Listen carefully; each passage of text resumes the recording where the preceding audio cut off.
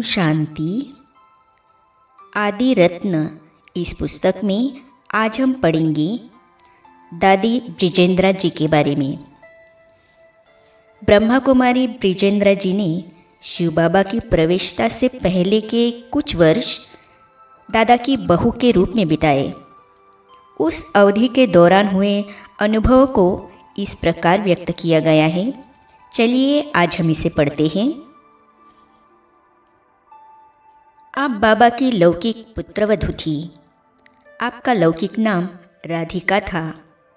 पहले पहले जब बाबा को साक्षात्कार हुए, शिव बाबा की प्रवेशता हुई, तो वह सब दृश्य आपने अपनी आँखों से देखा।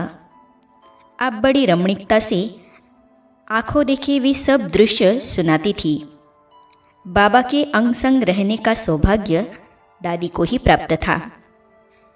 बाबा ने आपके बारे में महावाक्य उच्चारण किया था। बच्ची 84 जन्म ही भिन्न भिन्न नाम रूप से ब्रह्मा की आत्मा के बहुत समीप संबंध में रही है। इसीलिए अंतिम जन्म में भी लौकिक पुत्रवधू के रूप में अति समीप का पाठ मिला।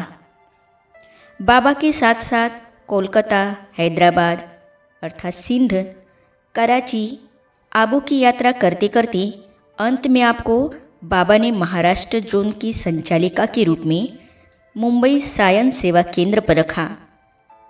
महाराजकुमारी और महारानी जैसे रहकर फिर ब्रिजकोठी में बेगरी पाठ बजाते हुए आप व्रज के समान दृढ़ रहकर इंद्र समान फरिश्ता बनकर अब एडवांस पार्टी में सेवारत है। आप 1 जनवरी 1990 को अपना पुराना शरीर छोड़ अव्यक्त वतनवासी बनी। राजकुल की महिलाओं से ज़्यादा जेवर। दादा ने मुझे रानियों से भी अधिक ठाठ से रखा। एक बार नेपाल के राजकुल में मालूम पड़ा कि दादा अपने घर बहू लाए हैं, तो उनके सदस्य शहजादियाँ इत्यादि मुझसे मिलने आई थी। जब उदयपुर के महाराजा को मालूम हुआ कि दादा कोलकाता में बहू को ले गए हैं, तो उन्होंने भी दादा को लिखा था कि वे सिंध जाते समय अपने पत्नी और बहू सहित बीकानेर से होते जाएं। दोनों राजाओं के राजकुल की महिलाओं ने जब मुझे देखा तो वे यह देखकर हैरान रह गई कि मैंने उनसे ज़्यादा जेवर पहन रखे थे। मैंने एक एक अंगुली में 2-2 अंगूठियाँ पहन रखी थी और वे भी कीमती हीरो की। मेरा हार भी हीरो का बना था। यह सब देखकर वे सब बाबा को बेताज राजा मानते थे और यह भी महसूस करते थे कि बाबा फराक दिल है। परंतु जैसे जैसे बाबा अधिकाधिक अंतर्मुखी होते गए, उनका मन इन चीज़ों से हटता गया और उन्हें ये श्रृंगार फीके दिखाई देने लगे और आखिर सुनहरे शब्दों में लिखी जाने वाली इतिहास की वह घड़ी आई जब शिव बाबा ने फराख दिल और राजकुलोचित संस्कार वाले साधारण और साथ साथ उच्च जीवन प्रणाली वाले दादा की रथ को माध्यम रूप में अपनाया। ससुर के स्थान पर श्री कृष्ण। मैं बाबा की अंतर्मुखता तथा उनकी तपश्चर्या इत्यादि को देखकर बहुत प्रभावित हुई थी। एक बार एक विशेष दृश्य मेरे सामने आया, जिसके बाद इस ईश्वरीय परिवार में मेरा भी पाठ शुरू हुआ। एक बार बाबा भोजन करने बैठे थे। मैं उनके सामने भोजन की थाली लेकर गई। जो ही मैं उनके सामने पहुंची और उनकी ओर मेरी दृष्टि गई, तो मुझे बाबा के स्थान पर सजे सजाए श्री कृष्ण ही दिखाई दिए। मैं आश्चर्यचकित हो गई कि यह कुर्सी पर श्री कृष्ण कैसे बैठे हैं। थाली मेरे एक हाथ में थमी रही और मैं उधर देखती ही रह गई। पहले जब मैं बाबा के सामने जाया करती थी तो घूंघट किया करती थी, परंतु अब जब मैं घूंघट करने ही वाली थी तो सामने श्री कृष्ण दिखाई दिए। मैं श्री कृष्ण के सामने भला घूंघट क्यों निकालती? मुझे लगा कि मेरे ससुर के रूप में साक्षात भगवान मुझे स्वयं आ मिले हैं। तब मुझे रूहानी नशा सा चढ़ गया और तब से घूंघट निकालना मुझसे छूट गया। उस समय यह ज्ञान तो नहीं था कि दादा को देखने से श्री कृष्ण का साक्षात्कार क्यों होता है। यह ज्ञान तो धीरे धीरे बाद में ही मिला, परंतु इससे मेरे जीवन का नया अध्याय खुला। इसके थोड़े ही दिनों बाद मुझे विष्णु चतुर्भुज रूप का भी साक्षात्कार हुआ। सजा सजाया दिव्य प्रकाशमान रूप था। इन सब अलौकिक वृत्तांतों से मुझसे श्रृंगार सज धज सब सहज रीति से छूट गए और मैं रूहानियत के रंग में पूरी तरह रंगती गई। उन्हीं दिनों में एक बार की बात है, दादा के गुरु भी आए हुए थे। दादा ने उनके आगमन पर 25,000 रुपये खर्च किए थे। उन्होंने एक बहुत बड़ी सभा की थी। उसमें बहुत लोग बैठे थे, परंतु मुझे दादा का उठना बैठना बहुत निराला लगा। दादा थे तो साकार अर्थात शरीरधारी ही, परंतु मुझे ऐसा लगा कि उनका शरीर उनसे दूर है। गुरु का भाषण चल रहा था, परंतु दादा सभा से उठ गए।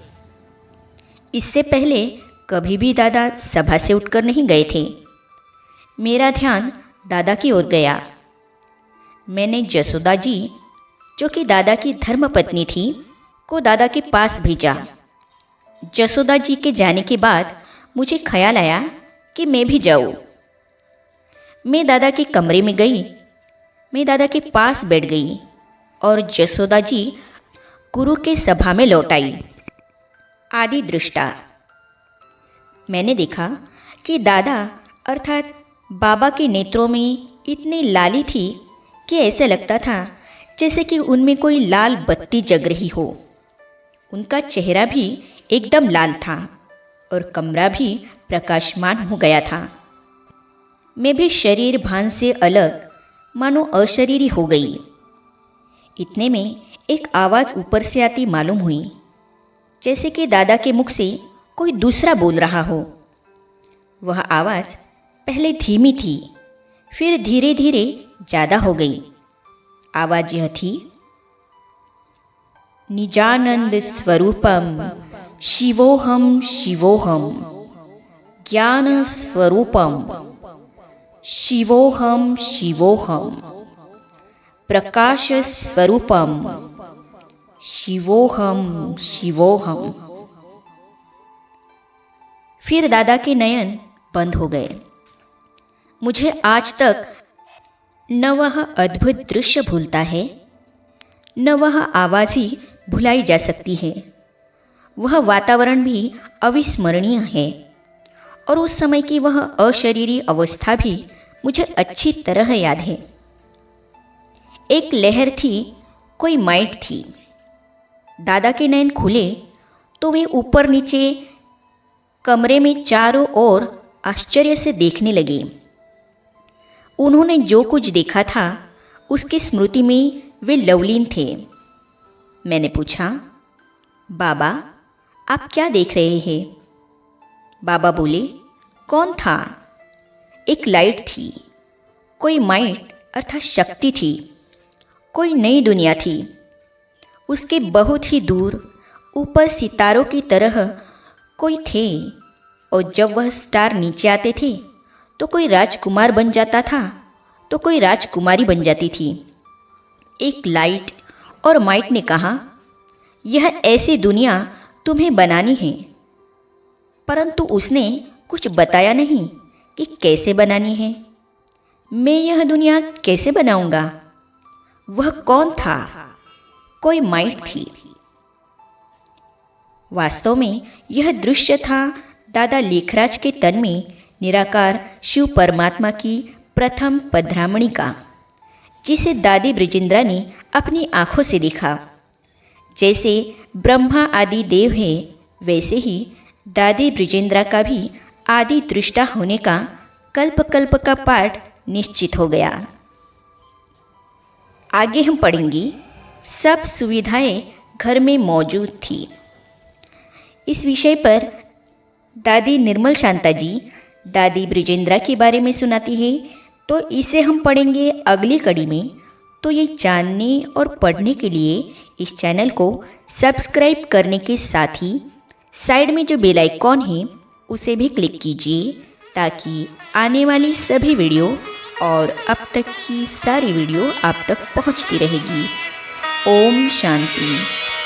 तेरी याद का अमृत पीते हैं, तेरी याद का अमृत पीते हैं, तेरी याद में जीते हैं बाबा, तेरी याद में जीते हैं बाबा, तेरी याद का अमृत पीते हैं, तेरी याद का अमृत पीते हैं, रहे याद सदा ही साथ तेरी, रहे याद सदा ही साथ तेरी, बस और न हम कुछ चाहेंगे, बस और